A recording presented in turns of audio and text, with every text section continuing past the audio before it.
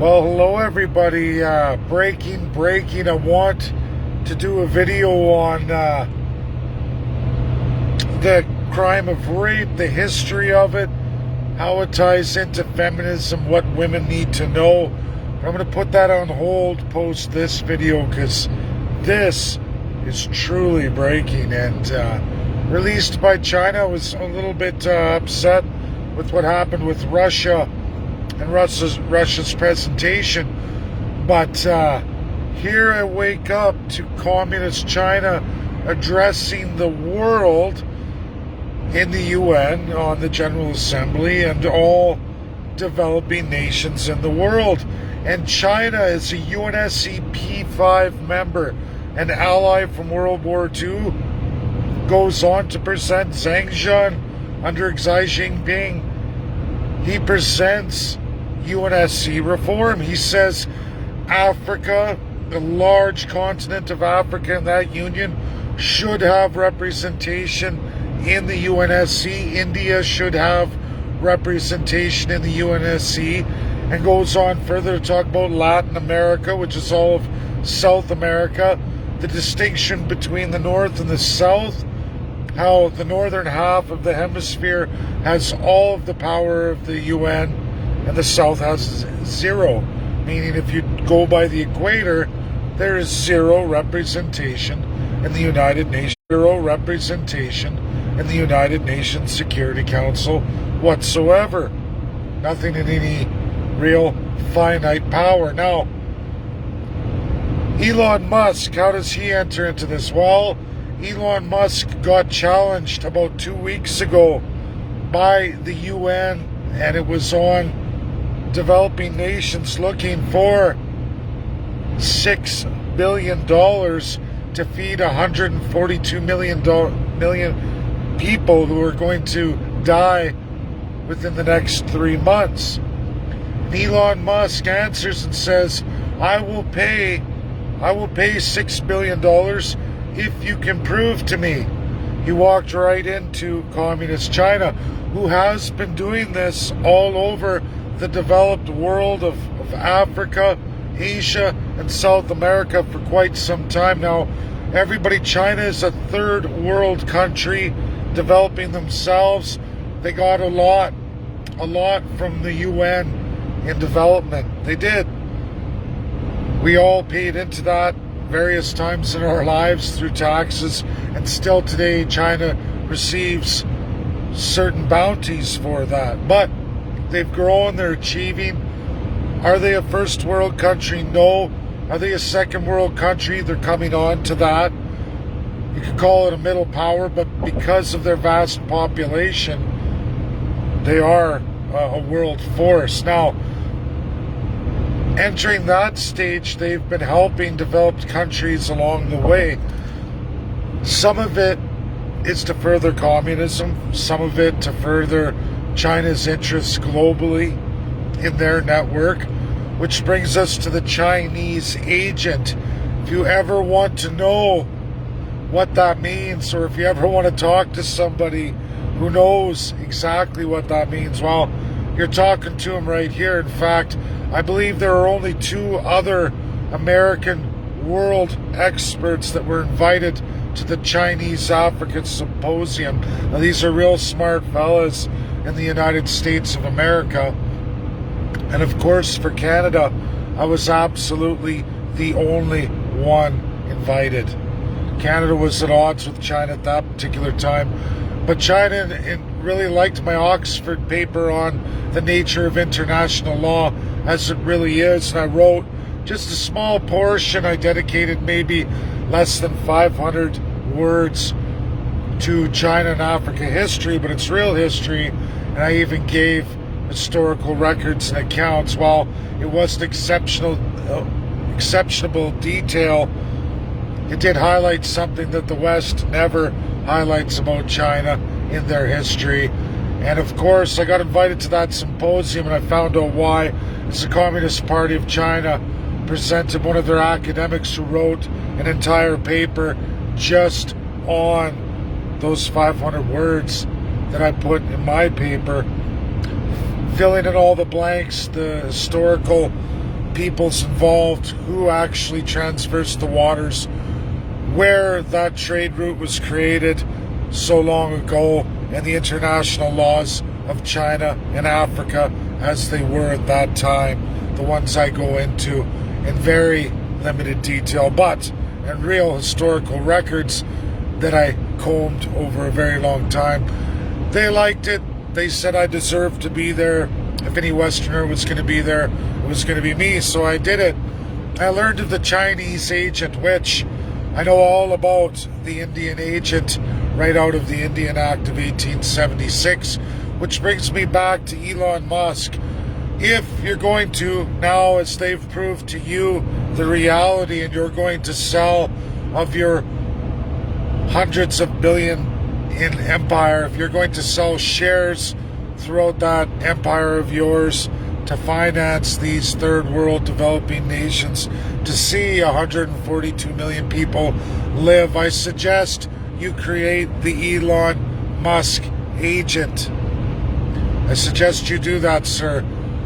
When you just put out monies with ill regard for where they go, you get vast amounts of corruption in this world, and very often than not, the goodwill you plan on generating, the big monies you put forward, seldom ever go into anything but creating more war and strife. It's why private citizens should not get involved in NGOs at that level, because seldom do they ever actually really work, especially when you don't even know the governing system or the places you're entering. That's just my opinion.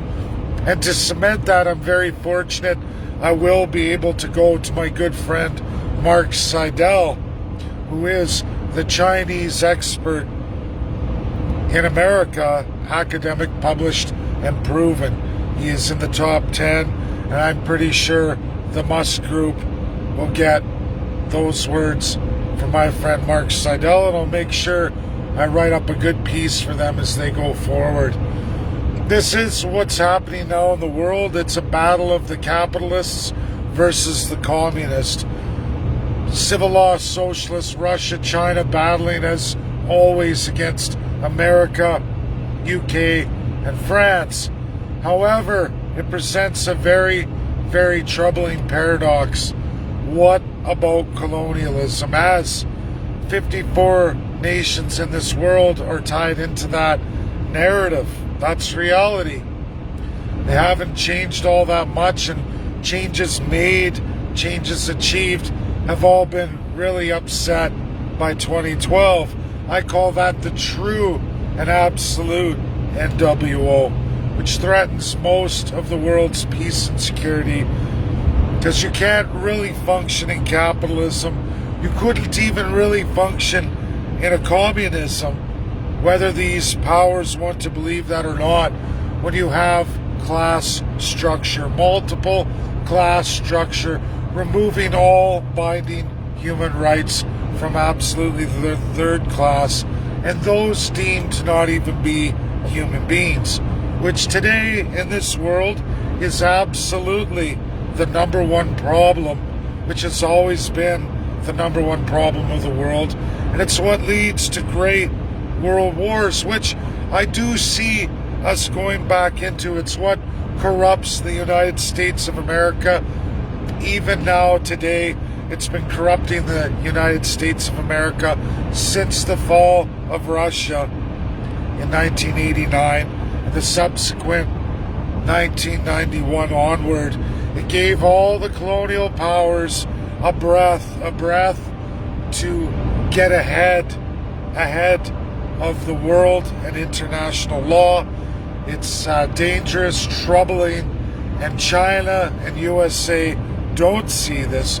They don't see the incredible threat, which brings me right back to the problem which I've addressed to Zhang Zheng, that World War II was that defining war against colonialism and the colonial powers. And as USA and China, both free of colonialism, go at it toe-to-toe, the capitalists versus the communists, they're actually empowering that colonial system and bringing it much, much stronger coming forward. Because then the communist, the civil law socialist, and the capitalist countries start to fight for who will support their narratives. That means catering to colonialism. The one thing that has been outlawed in this world that must remain outlawed, that must be fought, is much worse than a runaway capitalism or a full-on communism. And that's the truth, people. And we have all kinds of historical data to prove that. Now, I'm not a supporter of communism, and I'm definitely not a supporter of runaway capitalism, because people, and I have published this, I published this all the way through Alberta independence, all the way through and including up to 2020 when I resigned. And I've stated then, as I state now, there is absolutely no difference. The further you go to the right or the further you go to the left, you eventually go full circle and find each other. And in the war of the communist and the pure capitalist, that's exactly the same thing. What does it matter if all the power is in the hands of a few and everybody is down in a pile of nothing, working and slaving for that relative few, which is exactly the same as the private idea of the pure capitalist, where you have a monopoly of oligarchs who hold all the wealth and all the little people scrounge at the bottom. It is absolutely no different if it is state-run or if it's private-run. That is why rules of governance, how to govern, and absolute accountability for the people, because it's created by all the people. America is a great template. Is it under serious threat? Is there still loopholes and problems of the United States of America's very, very old institution? Why, yes, there is. But it's a great example, and it needs to be built and worked with and done better. And in this world, it must remain ever-changing. America has its work cut out for us, but I still think that's a much better system in global governance than anything else previous to it and presented by that institution. And people can say no, but nobody has ever been under, in this generation, in the West, ever under any rule like many countries were prior to World War II. And all the ancestors that came over to North America, whether right or wrong through colonialism, which is another issue and another time and a whole nother talk about what we have to do going forward. And narratives like, again, the myth is Canada just doesn't work, because ignoring our very real history and where we are in the real world does no service to anybody, and it will never lead to anything concrete or substantiative going forward. That's reality. Thanks. This is my video today. I'm going to end it, and I'm going to get into feminism and the crime of rape. Its historical relevance, its absolute history, like nobody else has ever shared. It's what every woman needs to know from all walks of life, whether you're from a matriarchal system, whether you're from a Christian system, a Muslim system, or you're from various different political groups, established governments.